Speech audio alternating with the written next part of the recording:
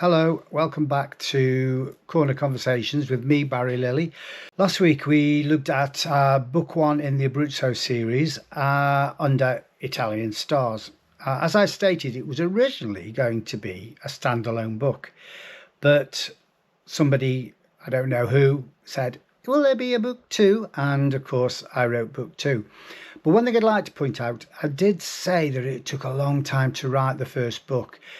It did take many years, but not a continuous project. I had other things on the go. I was working with a lawyer in Lanciano. I was selling real estate. I was restoring a farmhouse in the countryside. So it was a project that sort of came and went as the years went. And it was only actually when I was in England that I looked at it again and decided to put it all together, redraft it, and then of course 3 drafts later it became the book that it is. I didn't plan to write a second book because I really, it had taken so long. I was really like, well, just up to here with it. I didn't want to do any more, but I already had a story that I was working on in my head, and I thought that could work if I move it from London to Italy.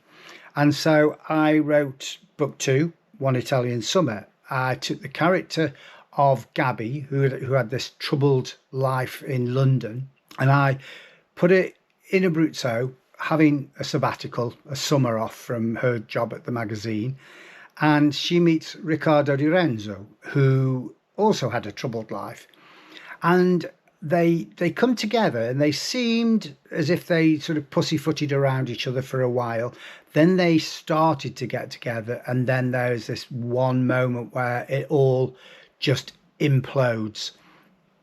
And a lot of my early beta readers said, oh, that's red flags, nobody will like that. They'll all go, oh God, Riccardo's horrible, he's not a very nice person, and it will put readers off. And I thought, well, no, because readers aren't that stupid. You know, they know that things in real life aren't as, well, they're just not as easy as they are when a writer puts them down on paper. We have to be honest. And people do have problems with relationships. And so I ignored the red flags and thought eventually people will warm to him. And that worked because he redeemed himself, and people eventually did like Riccardo, and everything turned out good for them.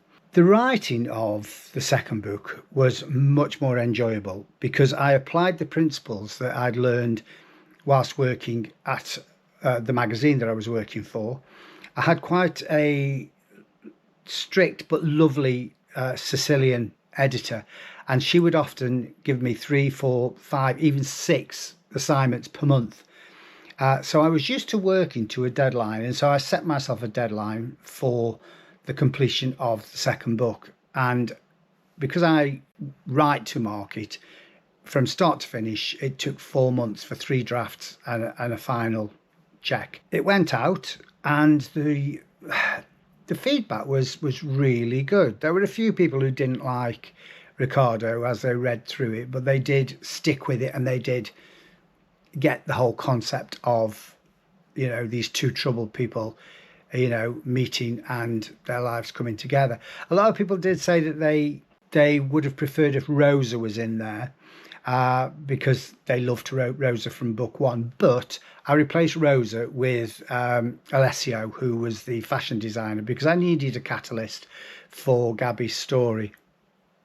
The sales went really well, and people started to talk about a third book. I'd got no idea what I wanted to write for the third book, but I did have this concept of a short story, which was because I'd been to a party, an Italian party, you know, lots of drinking and wine and porchetta and dancing and, you know, just fabulous on a lovely warm summer evening. And then they let off these Chinese lanterns, you know, the kind with candles in, and I thought, oh no, what about all the, you know, all the countryside, it's all dry and everything. And this gave me this worry about these candles and what could happen if they fell in the countryside. There could be a forest fire. Anyway, I decided to write Lanterns Over Laroscia, which is set in Laroscia, which is a small village not far from the main town of Castle. It's a lovely village. There's a lot of people that live there, and it is great. But I decided to make it sort of, well, sparse, very few people, empty property. So it was a bit like not so much a ghost village, but there wasn't a lot of things going on. And then, of course, I invented the stables, and I put the stables in there that doesn't actually exist. And I wrote Lanterns Over Laroscia as an introduction to the third book.